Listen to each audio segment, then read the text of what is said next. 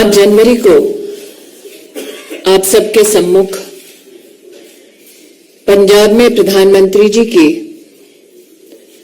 सुरक्षा को भंग होते देख भारतीय जनता पार्टी की ओर से मैंने कांग्रेस सरकार के और कांग्रेस के नेतृत्व के समक्ष कुछ प्रश्नों को प्रस्तुत किया था। आज मुझे ये कहते हुए आनंद की अभिभूति नहीं होती कि एक टेलीविजन नेटवर्क ने जिन प्रश्नों को मैंने प्रस्तुत किया उनके कुछ चिंताजनक परिणाम राष्ट्र के सम्मुख प्रस्तुत किए हैं। पंजाब पुलिस अधिकारियों के बयान एक राष्ट्रीय न्यूज चैनल पर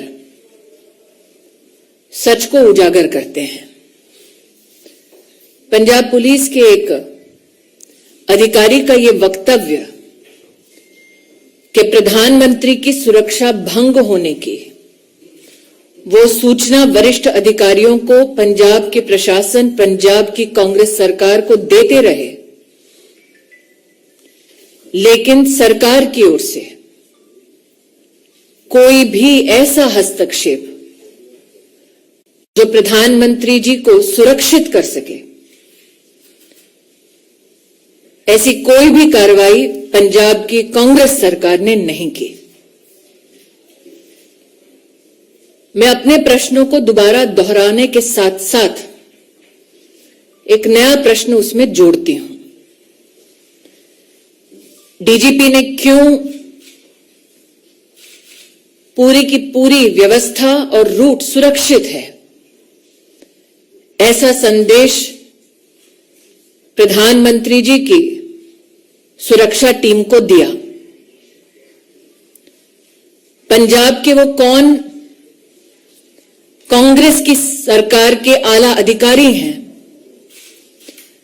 जो इस सूचना, इस अलर्ट के बावजूद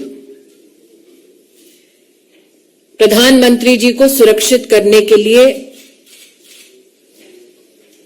कोई भी कदम नहीं उठा रहे थे? पंजाब के आला अधिकारियों को कांग्रेस की सरकार के किस नेता ने आदेश दिया कि पंजाब में प्रधानमंत्री की सुरक्षा को खंडित किया जाए? ये दुर्भाग्य की बात है कि कांग्रेस के नेता इस गंभीर परिस्थिति को किसी न किसी हास्यास्पद तरीके से छोटा करने का प्रयास कर रहे हैं। पंजाब पुलिस के अधिकारियों का बयान देना कि बार बार उनकी कोशिशों के बावजूद कांग्रेस पार्टी के नेतृत्व ने जानबूझकर प्रधानमंत्री को एक असुरक्षित माहौल में रखा, यह न सिर्फ निंदनीय है बल्कि दंडनीय भी।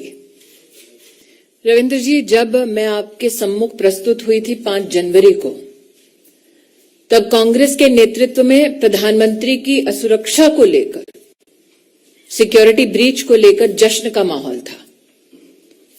तत्पश्चात जब देश भर ने अपने आक्रोश को प्रस्तुत किया तो गांधी परिवार की राजनीतिक आत्मा जागी। आज जो आपने श्रीमती वाड्रा के संदर्भ में मुझसे प्रश्न किया है, मुझे ज्ञात है कि उन्होंने स्वयं एक इंटरव्यू में इस बात को कबूला कि पंजाब के मुख्यमंत्री ने उनको ब्रीफ किया प्रधानमंत्री की सिक्योरिटी ब्रीच के संदर्भ में।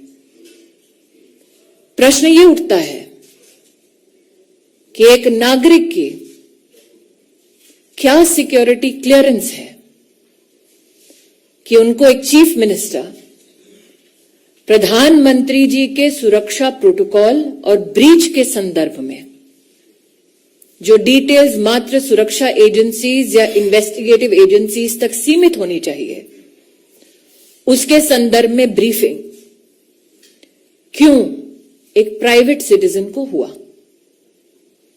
क्यों वो प्राइवेट सिटीजन जो गांधी परिवार का हिस्सा है, एक इंटरेस्टेड पार्टी है? मैं इतना ही कहूंगी कि मैं माननीय सुप्रीम कोर्ट पर टिप्पणी करना उचित नहीं समझती।